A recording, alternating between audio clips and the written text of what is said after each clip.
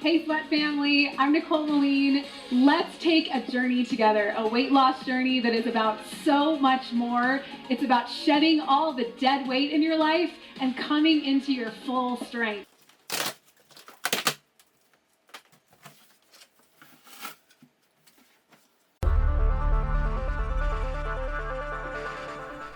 Hey there guys, welcome back to another video. And I bought the commercial S15i from Nordictrack, and this is just a little quick recap of my setup process. And essentially it was pretty simple, straightforward. You set up the front stabilizer feet, then you set up the back stabilizers. Only on the back feet do you have the ability to adjust the feet to level everything out, and then after that you just insert the support arm that the actual handlebars are going to go on, and that's where you connect up or route through some wires through that arm bar, and then you stick this arm here on to the armrest, and you just tie in like one bolt, and then you are able to put the screen on. And then it's just a couple wires in total that you have to connect to, and then that's pretty much it. And then the saddle that comes with the bike I didn't really like too much. It was a lot hard. It was pretty hard for me, so I chose to go with a memory foam seat, and that's been working wonders for my sit bones and muscles. So it's a pretty simple process to set up the seat in it. You just kind of get it in there, and once it fits within the grooves, all you got to do is just tie them all together. And same thing with the pedals. It comes with a caged feet pedal where you just stick your feet in and it should fit any shoe, and I didn't go with that. I decided to go with a clipless method for my biking, because I feel like you can get a much better workout and feel more confident in your pedals when your feet are definitely attached to it. So that was the route that I wanted to go in, and I think it's been benefiting me so much more than using the non-clipless system. I never even really opened that package for the flat pedals, so it's been doing me good. Okay, so why exactly did I get this bike? And it was mainly really because of I was starting to hit a plateau with the level of jump roping that I was doing every day, and I was starting to hit a plateau on my running.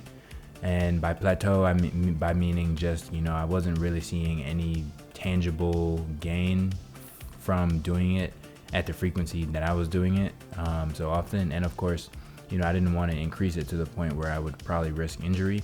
And so I thought that it would probably be the best idea to just incorporate a third type of cardio workout, which is a bike. And I've never really had a bike, so looking at between the Peloton or the Nordictrack, I definitely sided more towards the Nordictrack, because you have the ability to not only attend studio classes but also attend bike rides and mountain climbs, and a lot of different training sessions that you can definitely join, whether it could be off the bike as well, for full body weight CrossFit training and things like that as well, that you can do, as well as attend live studio classes or anything like that that you fancy pretty much. And so having that ability to do all of that is definitely pretty dope. And moving into the benefits of the bike is that it certainly improved my cardiovascular capability, like the amount of air I'm able to take in, or my VO2 max. It's definitely helped me with the ability to take in more air to replenish my muscles for when I am jump roping for longer sessions, or for when I am running for longer sessions. Mainly because when I'm on a ride on the bike for 45 to an hour with different trainers, I'm pushing myself to keep a certain cadence and to keep a certain wattage output, as well as monitoring my heart rate and things, all in the way to make my gains even more. And I feel like that this bike definitely helps me do that. And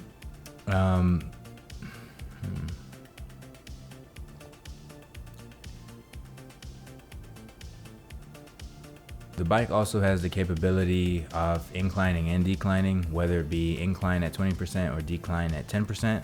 In either case, you'll still get that effect of gravity when you're on incline or decline. So essentially what it's getting at is that, as you increase your incline and say you're at max resistance, it becomes progressively more difficult as you increase your incline if you're at max resistance, for example, because essentially, say if you were going up a steep hill, it will get harder and harder the more percentage grade incline you were to, that mountain would be, depending how steep it would. So, I think that's a really good feature for it to have, because definitely, I've found myself out of breath sometimes on some workouts, with like 10 plus grade incline resistance. And of course, I'm very thankful for the moment they finish like 5-6 minutes of an incline session, then they put you on a decline for a little bit to catch your breath. I'm very grateful for that, because man, some of those incline sessions are pretty difficult. But overall, with that added feature, rather than it just being level with the ground, I find can be very beneficial for you, as though it's not like your muscles are just getting one form of resistance training, given that you can increase the variability of it with your incline, decline, as well as just your general resistance. There's a lot of factors of which you can play to better improve your leg strength and endurance over time with the bike, for sure. And that can trickle into how well you perform in running or jump roping or swimming or anything cardio wise that you probably also want to get into. And I've had this bike now for, I want to say, for the better part of about 3 weeks, going on to 4. And I've definitely seen an improvement in my heart rate, in a sense that, if I'm just out for a walk, my heart rate is significantly reduced, as opposed to before I started really getting into a lot of cardio. My heart rate would definitely be in the like 110s, 120s, and now, I'm averaging somewhere about 97, 99 beats per minute. So, I definitely see more room for improvement as well on the bike, because although right now I'm able to average about 250, 300 watts on a certain session. So, my improvement moving forward would probably be to like, how long can I sustain 300 watts or something like that. So I think that would be pretty interesting. Also, what I forgot to leave out was you can actually plan your own. Also, what I forgot to mention was that you can actually plan your own routes as well. So, if you don't even want to look at anything that iFit has to offer, you can just go on Google Maps that's on, your device, and you can definitely just map out like, how long you want your trail to be, on what roads, etc. And then, it'll give you a nice little readout of, the distance, the estimated calories, how long it might take you, and things like that. And whether or not it includes like any inclines or decline in the road, you'll definitely experience that as well in the bike. So that's definitely something that you can also do. As well as, if you do have or continue to with the iFit, you have the ability to look at challenges that some other people in the community might have posted, and then there's a leaderboard, of course, that you can compete with the tons of other people that may have taken the same ride as you. So I just did a 90-minute ride, and it looks like, compared to everyone else in my age group, I came second. There's just one guy that just did 4 miles more than I did, but can always try to beat him again. Out of all the athletes that took this ride,